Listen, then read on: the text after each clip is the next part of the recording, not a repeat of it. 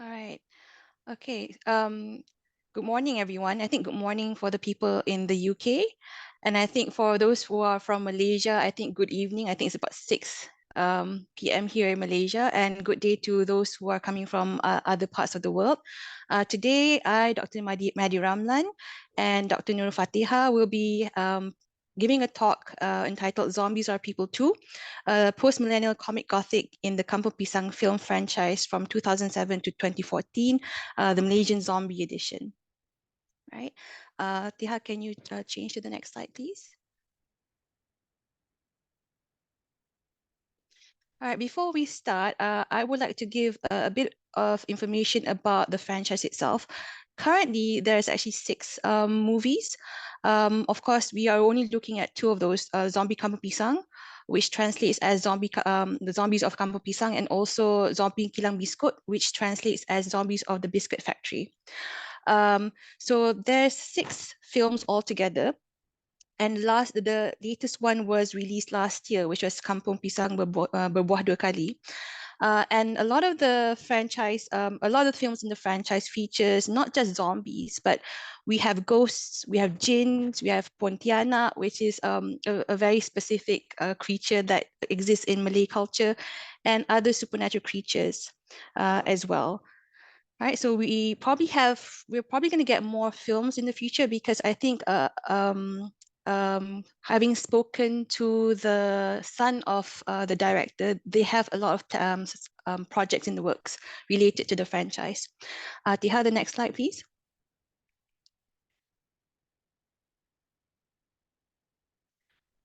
But before we go any further, Fateha and I would like to take some time to pay our respects to the director of the Kampong Pisang franchise, which is Muhammad Khalid, who had sadly passed away 2 years ago. So Muhammad Khalid, or his full name is Muhammad Khalid, was a renowned Malaysian filmmaker, screenwriter, director, and actor.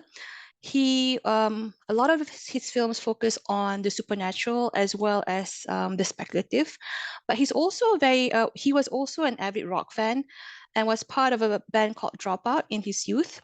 Now, this love for music later translated into his films called Rock in 2005 and its sequels, Rock O, Rock Bro, and Rock 4, Rockstars Never Die. And if you have a chance to actually watch the Kampong Pisang, Zombies of Kampong Pisang, you will see the influence of his preference for rock in some of the characters that appear in the film. He is best known for creating the Kampong Pisang verse, which is a collection of horror comedy films that focus on supernatural beings in a very sleepy village in Perak, which is a state north of Malaysia. Now, these films also demonstrate his love for movies of George Romero, Rodriguez, and Jin Jarmusch. Right. Okay, Teha, the next slide, please. Now, I would like to talk about or walk you through what informed our thinking of the project. Now, we are aware that the Gothic is largely of European origin, but we have found similar expressions in both Malaysian and Western films, which can be framed within Gothic discourse. Right? In Malaysian culture, supernatural beings were part of the ancient Malay belief, and some of its belief is still persists today. So we have in Malay culture figures that are similar to the figure of the Revenant. So we have a creature called the Langsui, who is a woman who has died during childbirth and becomes a reanimated corpse.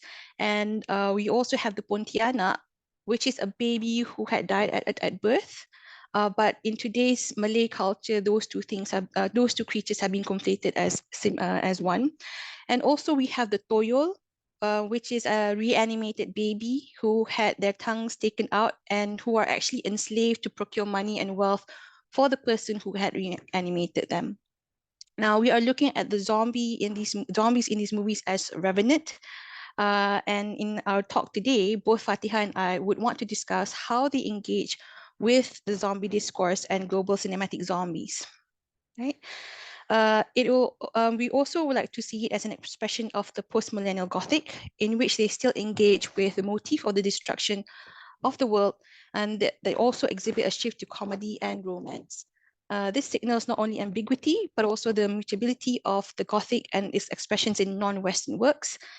And we also like to consider the centrality of predatory capitalistic endeavors in the selected zombie films versus unsuspecting villagers who are just going about their lives and just living their best lives. All right, finally, we will also consider expressions of liminality, especially with regards to how the diseased bodies are represented on screen. Okay. Before we go any further, I'm probably going to give a bit of I guess a synopsis or a summary of what the stories are about. So particularly the first film, which is Zombie Kampong Pisang. Now, the film focuses on a series of sudden and unexplained deaths and missing corpses in a small and sleepy village. Now, these events frighten the villagers, and Hussein, which is who is the protagonist of the film, leads the community into investigating these very strange events. Now, eventually, the villagers of Kampong Pisang speculate that these events may be attributed to things that are of the supernatural and paranormal. And these speculations become reality as zombies started to turn up in the kampong, right? Including those who have died and their corpses have gone missing earlier in the movie.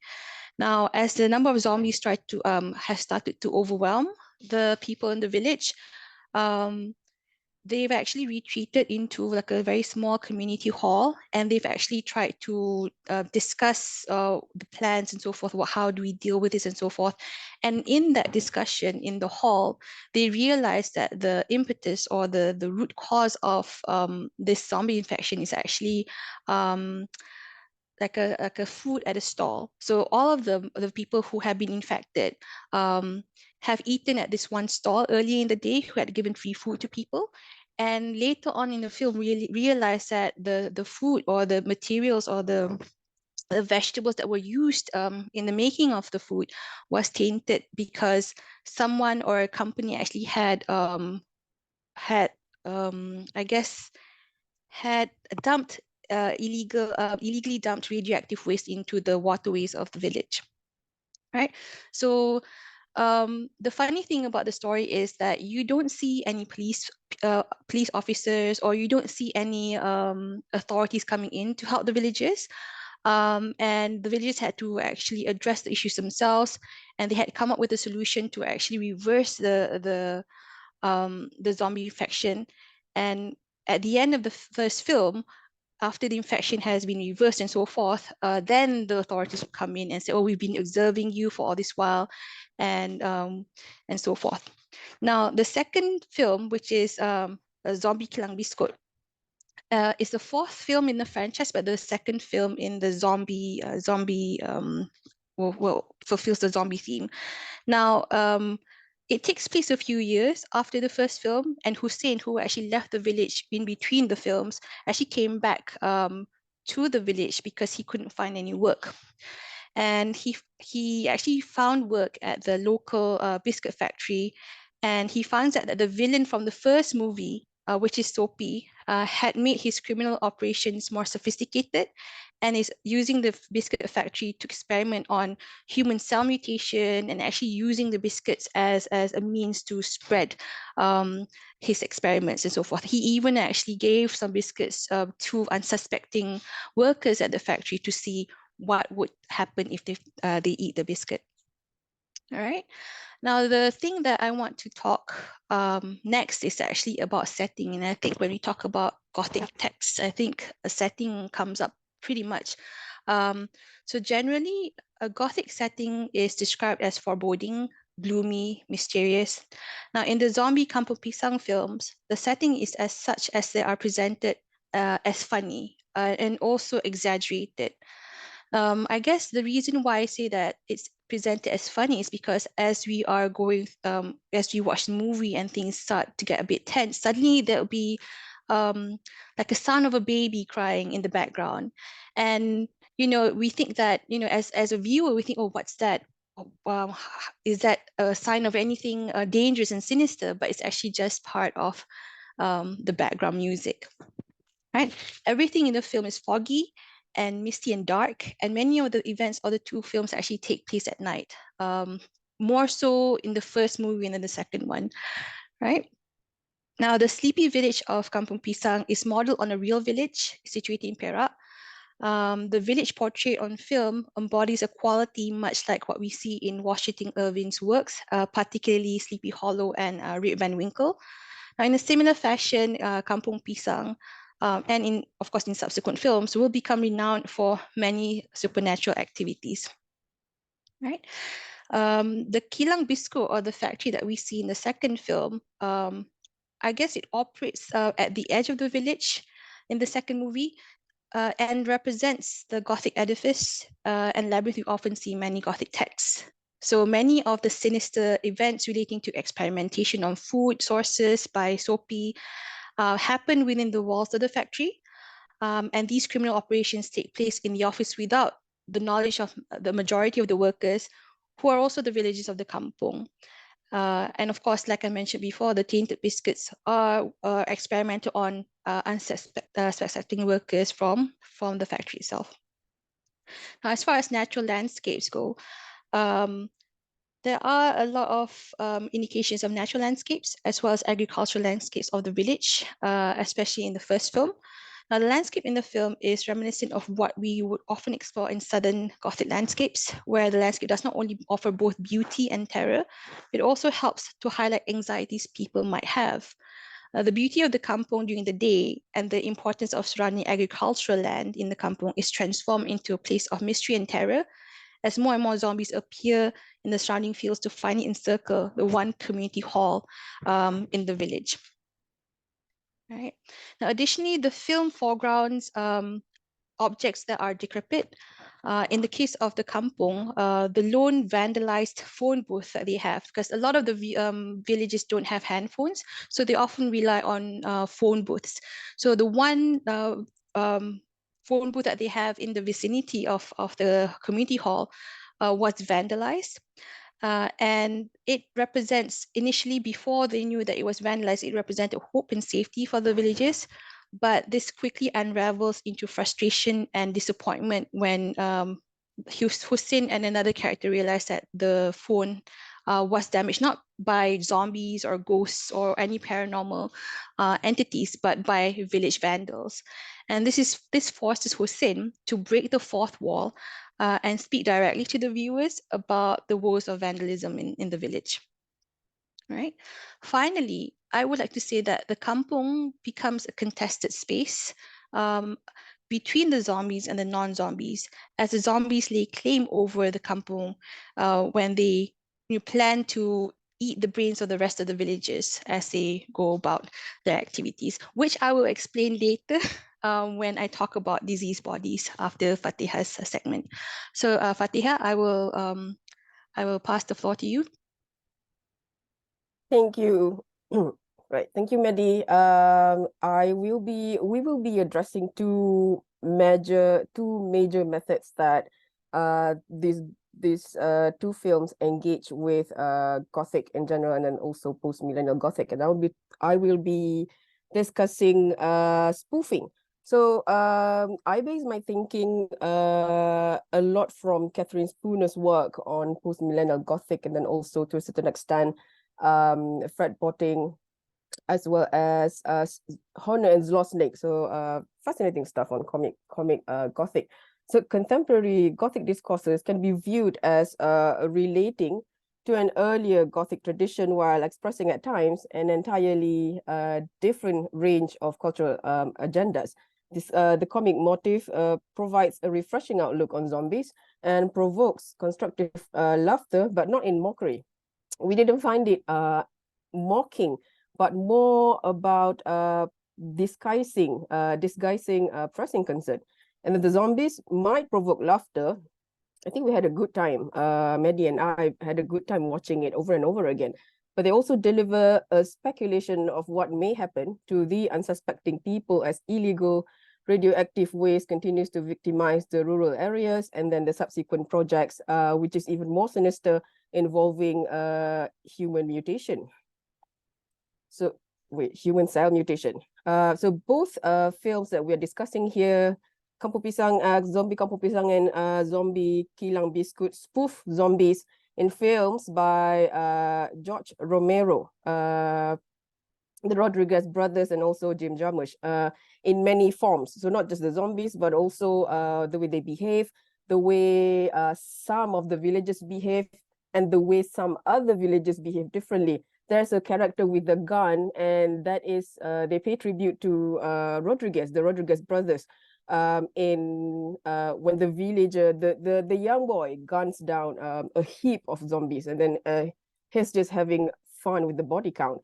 A conscious move by the director, and then where both zombie films engage with and pay tribute to the tradition of zombies in general, and the idea where zombies get all tangled up in an environmental crisis, or having being victimized in an environmental crime, so to speak. The comic zombies revive. Basically, we find that the comic zombies in these two films revive their zombie ancestors, but also as an improved, even patriotic and organized version of zombies. Here, it's useful for me. It's useful for me to refer to what Catherine Spooner refers to as the notion of revival, which can be seen to imply reappropriation and reinvention of previous forms rather than a straightforward repetition. Because if it's just a repetition, then it becomes sloppy and then boring. But I have watched, especially Zombie Kampong Pisang, I've watched this so many times, and there's always a new way that I discover in how it engages with the Gothic discourse, the cinematic zombie, not just locally but also internationally. And here it's the zombies are profoundly concerned with its own past. The zombie films, sorry, are profoundly concerned with its own past, self-referentially dependent on traces of other stories, familiar images and narrative structures, as well as intertextual allusions. And I think in these zombies, in these movies, these films, a reference to the long, rich history of cinematic zombies, it enriches this history as well, because it offers something new, and in particular, agentive zombies. We'll talk about this as we go.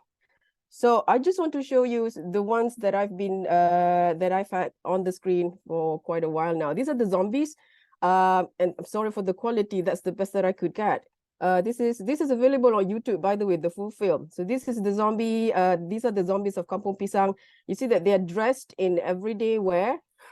That's the usual long pants, the shirts, the yellow shirts.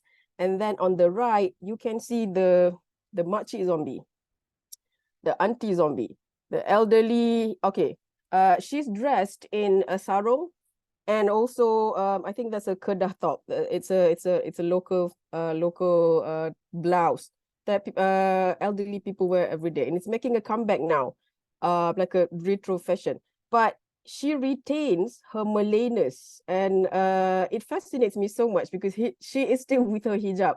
And it doesn't, the way that she's dressed, it's a sarong. It doesn't stop her from being zombie. And at first, they were not scary. Hussein and one of the other characters, for example, thought that it was just one of their friends or whatever. And then they thought that, hey, what are you doing? Something like that. But the zombies didn't reply. And because it is dark, they couldn't see very clearly. But only when they come closer that Hussein and the other girl realized that, oh, this is danger. And that was when they tried to escape, because this is just not their friends anymore. They are their friends and not their friends at the same time. And then, okay, hang on. So we have the sort of zombies who are just trying to be zombie for the first time, right? They're just getting the hang of it. And then we have this zombie. The thing is, this is my favorite cut. This is my favorite scene in the film, because it's looking directly at you as the audience. It is almost breaking the fourth wall, but it doesn't say anything.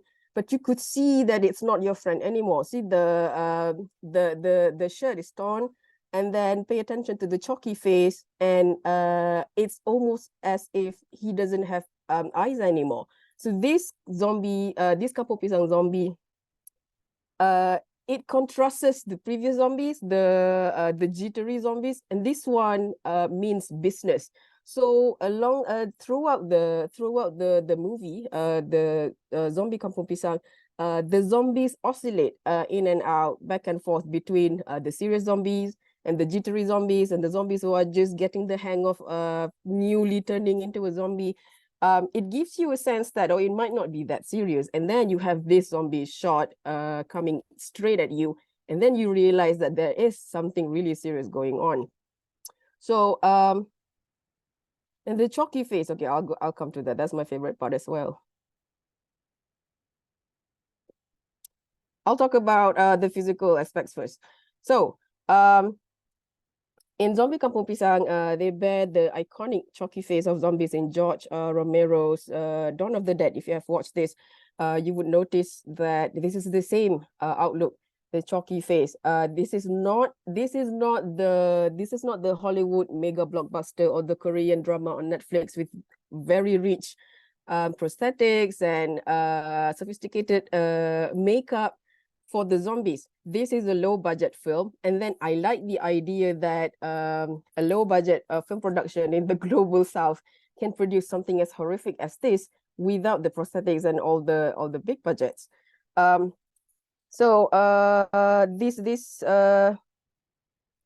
This reference to Romero's zombie film is a direct tribute to that. And we got this information from our personal correspondence with two of Ahmad Khalid's children. So due to budget constraint, the production team used a type of talcum beads in Malaysia. These talcum beads are dilutable with water, and then you put it on your face, akin to a facial mask. And it's cheaply available everywhere, especially in villages. So the Kampong Pisang zombies, to us, in resembling Romero zombie, in turn, pay tribute to Romero zombie, but spoof the more recent cinematic zombies in saying that we don't need prosthetics, we don't need heavy makeup to become zombies and to transmit whatever message that we want.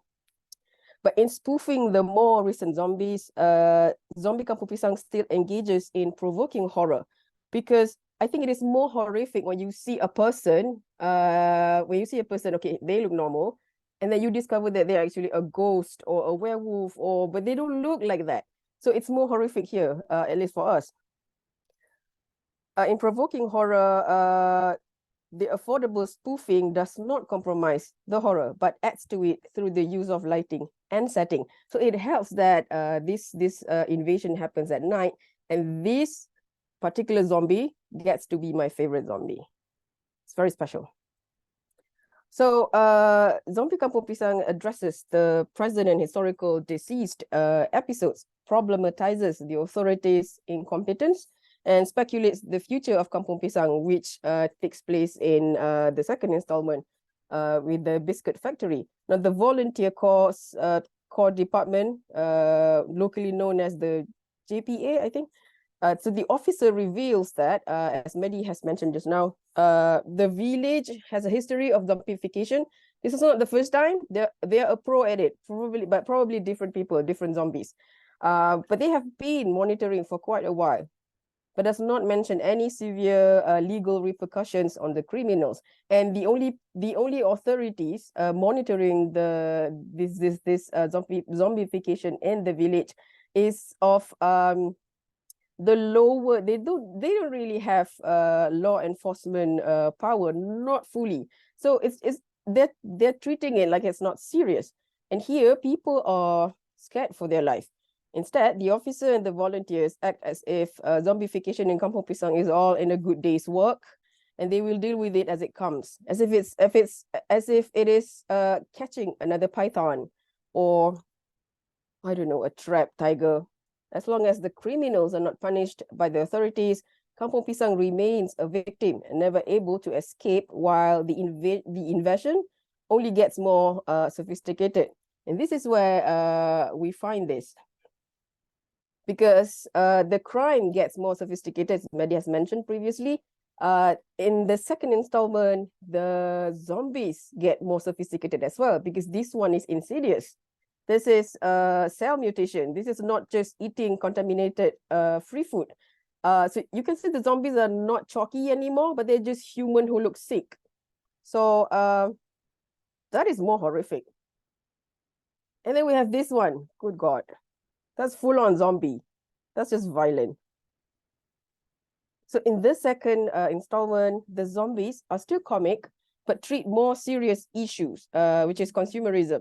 They are more sophisticated, more organized, more violent, and more agentive, thus taking Romero's zombie further. And then Muhammad Khalid delivers zombies that behave more zombie-esque in the second installment.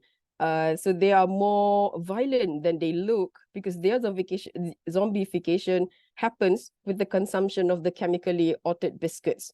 So I don't know, you need to be careful with buying biscuits after this.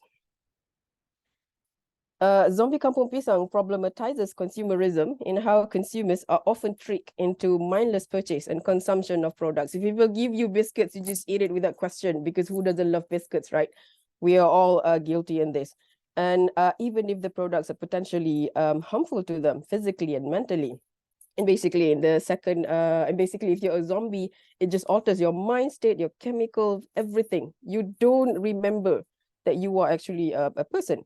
These zombies are at once familiar because we are familiar the audience would be familiar for the zombie tropes and unfamiliar as well to a certain extent for the seemingly innocent act of enjoying biscuits and going to work at the factory in the village. I don't think we wake up one day going to work thinking that I'll probably turn into the zombie today. And that's what happens. And then in the second installment, as Mady mentioned just now, Sophie, he gets more creative with crimes against humanity. And Mady finds that, this is Mady's idea, the character Sophie is a spoof of not only the ambitious scientists, but also of gullible people who always fall victim to those who parade their educational levels like a badge of honor. Here, when we were discussing this point, we were thinking of all the crazy scientists on TV, evil scientists that we have watched, including Dr. Doofenshmirtz in Paris and with Perry the platypus. So it's everywhere, and Sophie is just another ambitious evil scientist. So the second installment mocks and to a certain extent holds the villagers accountable for becoming Sophie's victim for the second time. They have already known this, but they still become a victim because it's biscuit. So yeah, the film problematizes that, the mundanity of danger, the banality of evil, basically. In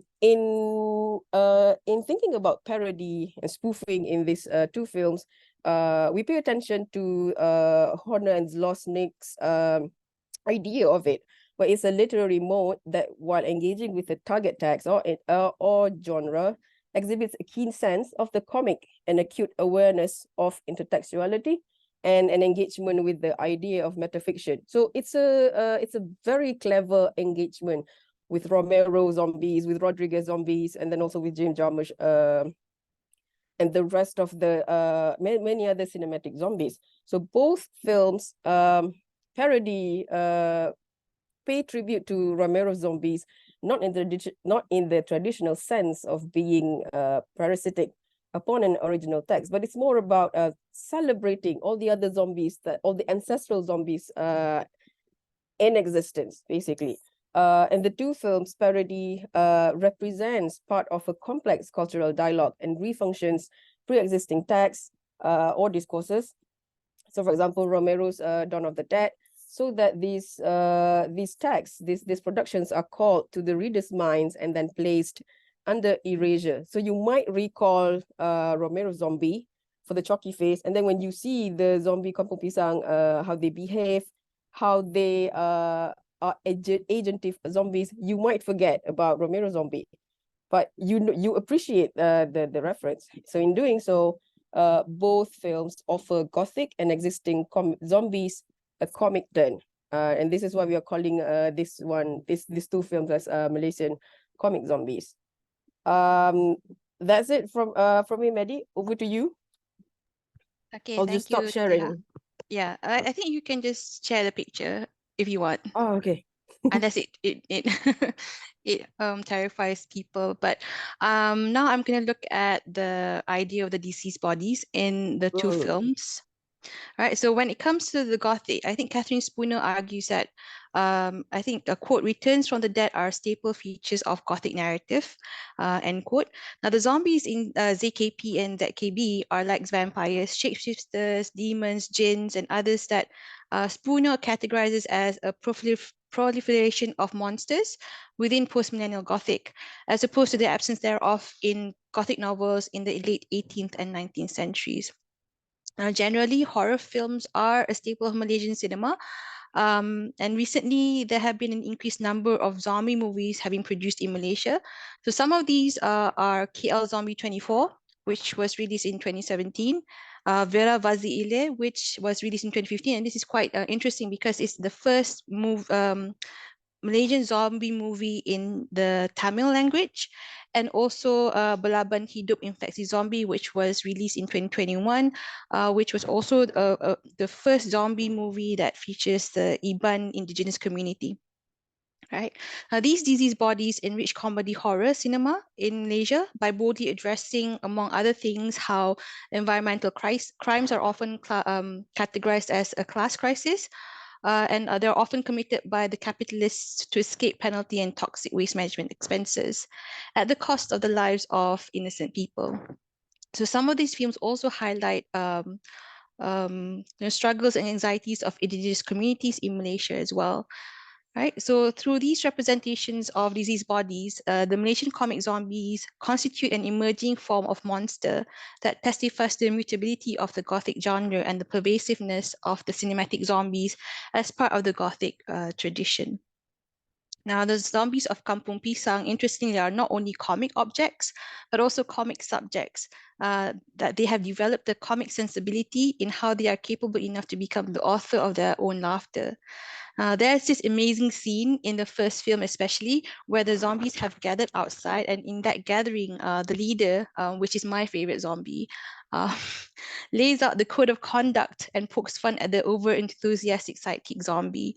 The code of conduct indicates that they are prepared to remain in zombie form, and so they must have rules and dignity as zombies. And I will let you know what these rules are. Now, the first rule is to encourage mutual respect among zombies. Right. The second rule is the younger zombies are reminded to be respectful of the older population of zombies. The third rule is that the zombies are encouraged not to smoke cigarettes because cigarettes are detrimental to one's health, and that the zombies need to heed the advice of the government. Right. And the fourth one is that if they could encounter humans, they are to eat their brains. In this, they are also encouraged to share the brains, considering there are older zombies who might not have the strength to chase after humans. So sharing is caring among the zombies. Right. So throughout the two films, the zombies evolve from monsters we can laugh at to monsters we laugh with to monsters who laugh with each other. So this is concepts that I think Spooner had proposed. All these expressions are expressed through, among others, the physical features of the zombies and the gradual development of their zombie consciousness. They have agency and so forth. They're also very patriotic and also quite funny. Now, the zombies' formal approach to zombiness through the establishment of rules and so forth provokes laughter from the audience, but also this contrasts with the decay of the moral and ethical conduct among humans. For example, the criminals of the radioactive waste and testing of human cell experiments in the biscuit factory, and also I think the complicity of at least some of the characters who actually knew about it but didn't say anything to the rest of the villagers. Therefore, we can see that the zombies of Kampong Pisang can be understood as victims of a moral crisis unleashed by predatory modernity, and that industrialization and urbanization happen everywhere, and they also find their way to usurp this sense of home and security of people from small rural villages, and demonstrating that the negative effects of uncontrolled industrialization and urbanization, as well as human greed, can turn them into historic zombies. This foreshadows events and circumstances that we have that has already taken place in our own lifetime. Now, by becoming zombies, neither fully dead nor completely living humans, they testify to the lingering impact of irresponsible human practices and lack of ethics. The consequences are often out of control, tragic, and partially fatal, befalling innocent bystanders in the kampong, but never affecting the perpetrators. As we can see from the character of Sophie, he did orchestrated the dumping of toxic waste in the first film, but he got away scot-free. And the next time we actually see him is actually he was the head of the biscuit factory in the second film, right? So Sophie could just continue doing what he has always done, and there were no repercussions from the authorities, and he goes off to make things worse in the second film. Now, as victims, the zombies occupy a liminal threshold, as they are tortured entities, which are exiled and diseased, that still belong to their community. So they're still the villagers of Kampong Pisang, but diseased and constitute an entirely separate section of the small village demography. Now, this drives home the significance of the title that explicitly says which community they belong with, namely Kampong Pisang. They become the diseased bodies of the village. Hence, the explanation from one of the characters called Muna, zombies are people too. They shoulder the social responsibility of getting help for the zombies because underneath the diseased bodies, these are their friends and family. Right? This shows that the uninfected villagers understand that zombies are helpless vector victims who are the physical manifestation of the otherwise undiscovered radioactive waste dumping in the first film. The zombies are cured and return to their human state at the end of ZKP, oblivious to their own zombie history, remembered only by the infected. And then you can see in the second film, when people refer to the zombie, the people who were infected, they had no recollection of them ever being zombies before. All right, so I think I'm gonna ask Deha to join me in the next segment to conclude our presentation. If I could just add a little bit, Mady, when you Yeah. say that they don't remember their zombie form, not form, face, right? Yes, yep. I just want to highlight that it becomes the formal history for the village, because in a next installment in the franchise, one of them mentions that, remember when we were zombies. So they're saying it as if, remember when we had diarrhea, or when we had whatever, some nice food. It becomes legends to them, and then it becomes another mundanity.